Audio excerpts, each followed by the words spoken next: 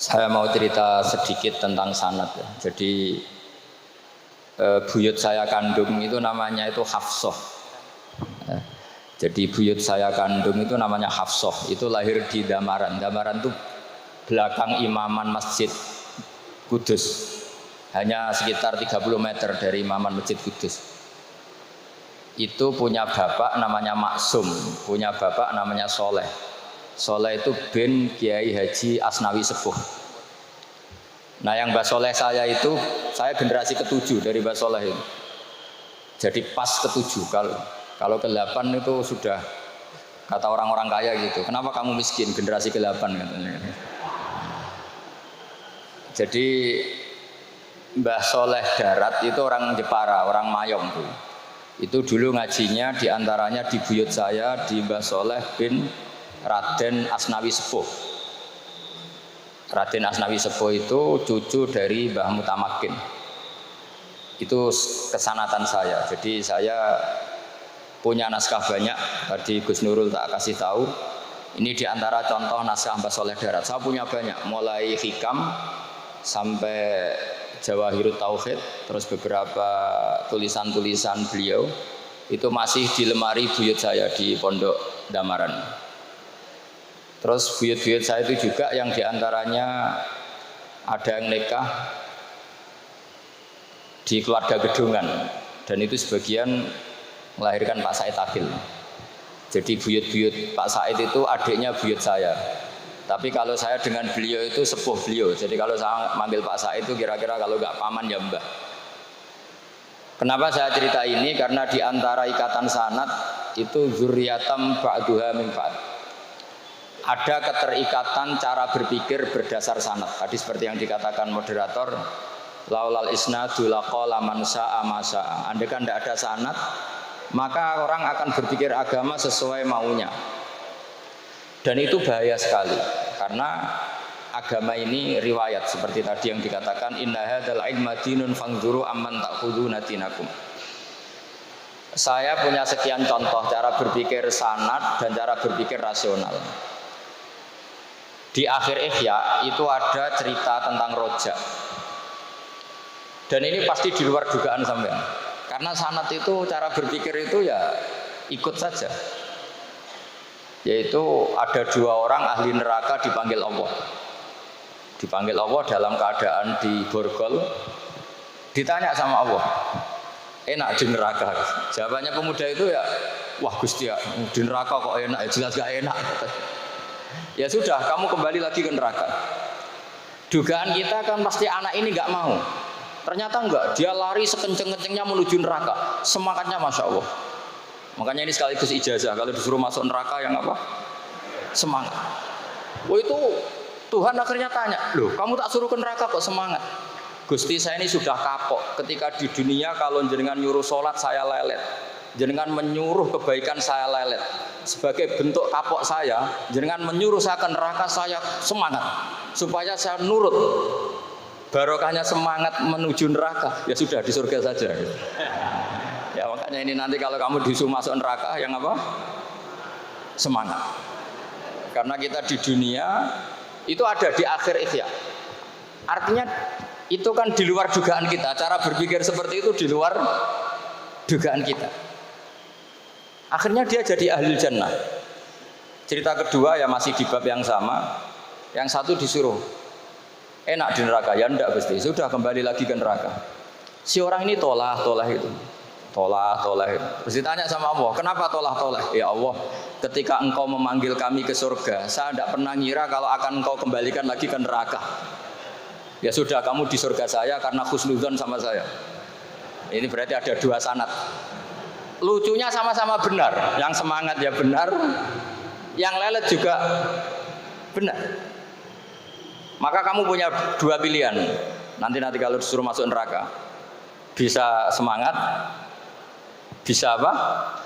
Lelet. Dan semuanya nanti di surga. Artinya begini, sanad itu apa ya?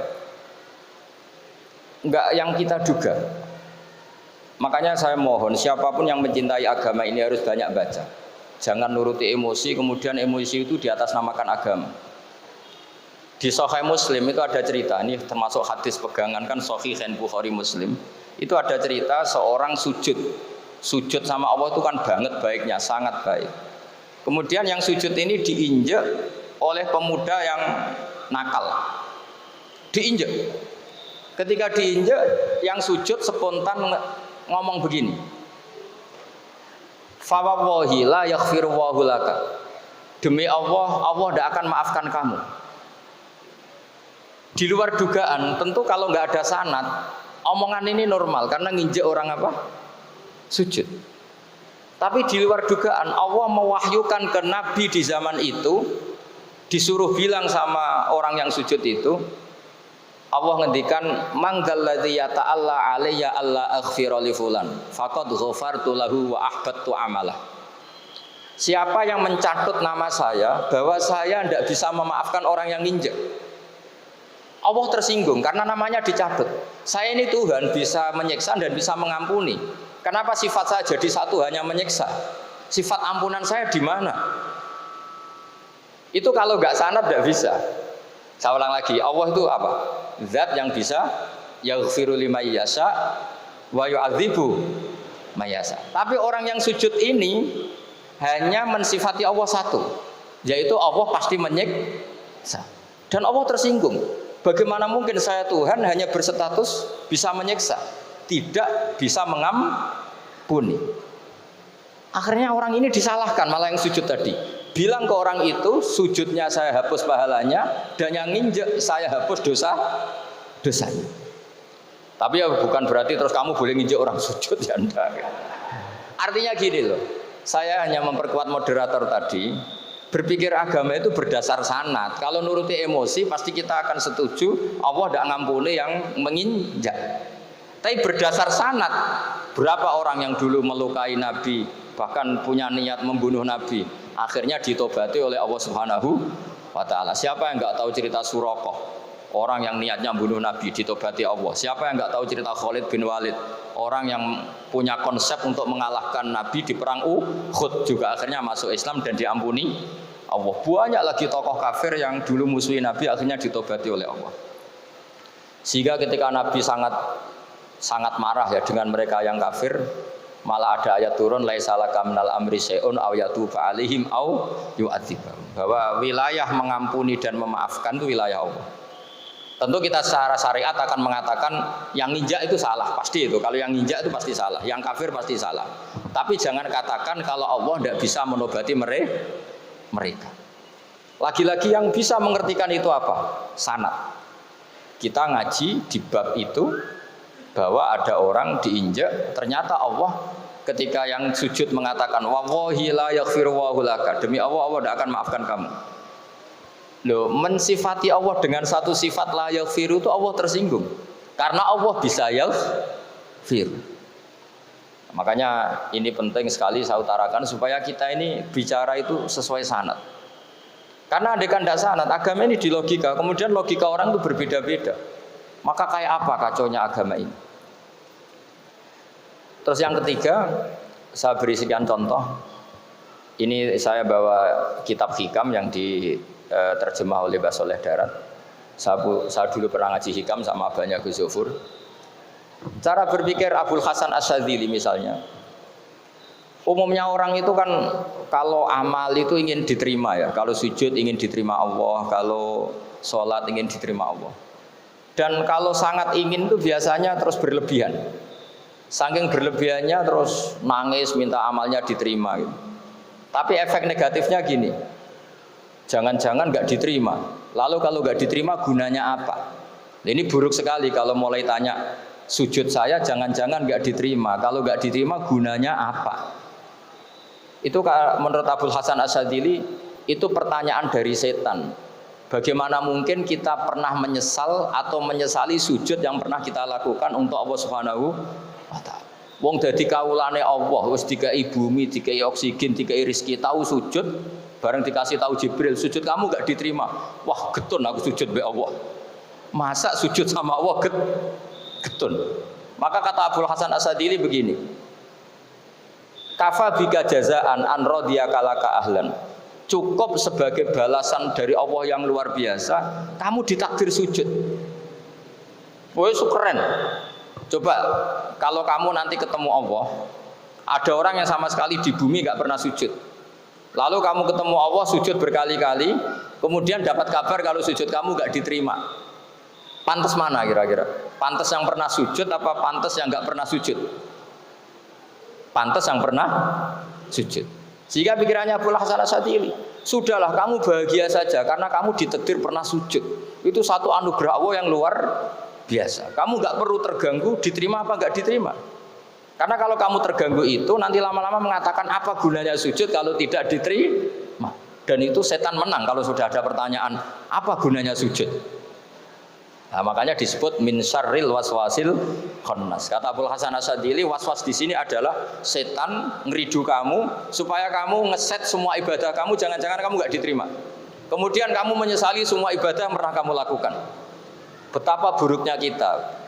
Wong ngamal apik kok disesali. Makanya saya ini sebagai kiai itu termasuk kiai yang paling sukses saya. Betul. Karena perasaan saya itu sudah sukses dulu sebelum nyata sukses apa enggak ada penting. Saya sering motivasi santri yang hafalkan Quran 10 tahun enggak hafal-hafal. Nanti kalau ketemu Allah tetap keren. Pernah hafalkan kitab saya? Pernah Gusti. Hafal tidak. Tapi kan keren pernah menghafalkan. Daripada sampai ditanya, pernah hafalkan Quran tidak? Kok hafal lagu dangdut?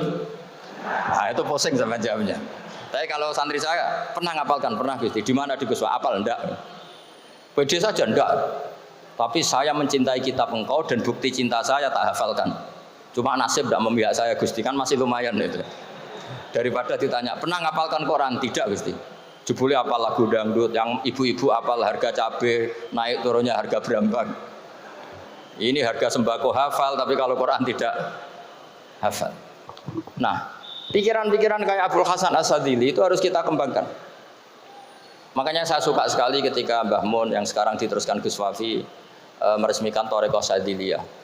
Ya cerminannya kitab Hikam itu yang diterjemah Mbah Soleh Darat. Karena Hikam adalah murid Abul Abbas Al-Mursi. Beliau adalah murid Abul Hasan Asyadzili. Jadi gampangannya kalau sampean ingin tahu cara berpikir Abul Hasan Asyadzili itu ngaji Hikam. Karena Hikam itu cucu muridnya Abul Hasan Asyadzili. Dan itu cara berpikir gampang sekali.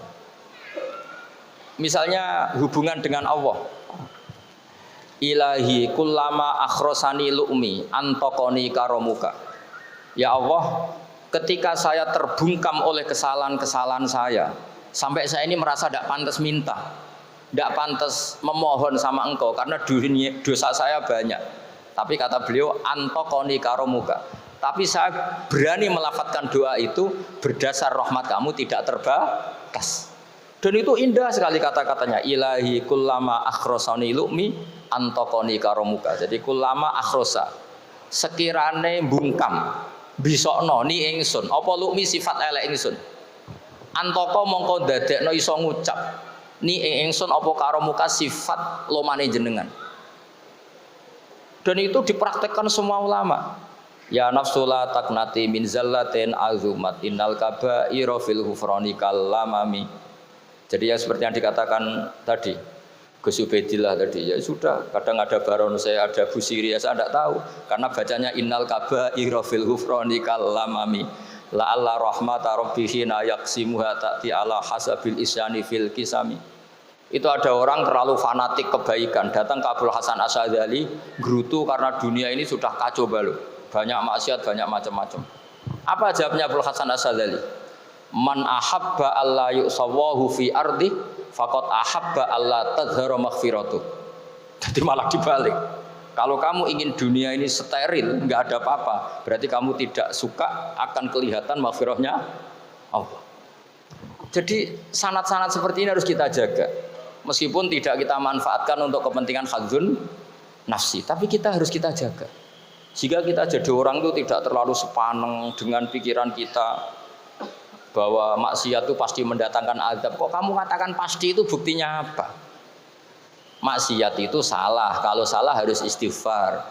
Maksiat itu salah, tapi Allah bisa saja mentobati yang maksiat kemudian jadi orang baik. Karena Allah tetap bersifat yaghfiru liman yasha wa yu'adzibu mayasa. Kok kamu katakan pasti-pasti itu sanadnya dari mana? Jadi ini pentingnya sanad ya. Jadi kita harus terus menjaga sanad ini supaya cara berpikir agama sesuai garis yang pernah ditulis oleh para ulama yang semua itu musalsal ila Rasulillah sallallahu alaihi wasallam. Terus ini mumpung ini di depan Gus Zofur juga ini pernah tak baca di depan putra-putra beliau, di depan anak-anak. Ini nanti saya hadiahkan ke PWNU Jawa Tengah. Saya nulis kitab ini sebagai bentuk pengakuan ikrar saya bahwa apa yang dilakukan Syekhina Kiai Haji Maimun Zubair semuanya itu berdasar khazanah-khazanah yang ada dalam kitab-kitab Al-Kutubil Mu'tamadah. Di antaranya ini, kitab Khilyatul Auliya. Kitab Khilyatul Auliya itu kitab kesayangan Imam Ghazali. Sampean kalau baca Ihya juz 4 itu beliau memberi saran ke kita wa alaika bimudawamati mutolaati kitabi Khilyatil Auliya wa Tabaqatil Asfiya. Karena Imam Ghazali fi manaqibil akhyar itu nginduk kitab Khilyatul Auliya karangannya Abu Nu'aim Al-Asfihani. Kalau di tasawuf beliau nginduk kitab namanya Qutil Qulub karangannya Abu Thalib Al-Makti. Kalau di fikih tentu beliau nginduk gurunya sendiri Imamul Haramain yaitu Nihayatul Matlab fi Dirayatil Madhab. Ini saya beri contoh kenapa Mbah Mun, Kiai Ubaidillah, semua tokoh-tokoh NU cara perilaku itu santai, rileks tapi terarah. Ini saya beri contoh. Ini riwayat dari Sufyan bin Uyainah, termasuk gurunya Imam Syafi'i. Ini halaman Amit kesana tinggi Pak Kiai. Tak kasih. Yang pengurus NU masa tabik. Halaman 24. Ya ini di halaman 24 saya terangkan An Sufyan bin Uyainah kana Isa wa Yahya alaihi wassalam ya'tiyanil qaryata fayas'alu Isa an syirari ahliha wa yas'alu Yahya an khiyari ahliha faqala lahu Yahya lima tanzilu ala syirarin nas qala innama ana tabibun udawil mardo. Ini di juz 7 halaman 323. Jadi mulai dulu ulama itu ada yang fokus ngelola orang-orang soleh. Tapi ada juga yang mendokteri orang-orang yang macam-macam. Nabi Isa itu kalau di satu daerah tanya, di sini yang orang nakal-nakal di mana? Oh di situ. Terus beliau ke situ. Ditanya Nabi Yahya, kenapa ke situ? Saya ini nabi. Nabi itu biman zilatit tabib. Saya ini ibarat dokter. Tentu dokter itu yang menyembuhkan orang-orang yang sakit. Sehingga kiai-kiai kita itu ya kancanan orang soleh ya mau, bina orang fasik ya mau. Lah yang nggak boleh itu yang potensi katut fasik, itu nggak boleh itu. Jadi apa ya supaya kita itu melihat sesuatu itu tidak seudon kiai kok berteman orang fasik. Saya berkali-kali bilang berteman orang fasik itu haram. Tapi kalau dibalik pertanyaannya, membina orang fasik hukumnya gimana? Baik, bisa membina kalau berteman ya sudah dibolak-balik gitu. Tapi kalau dibalik berteman orang fasik menjadi fasik, ya jangan berteman kalau buatnya masih seperti itu.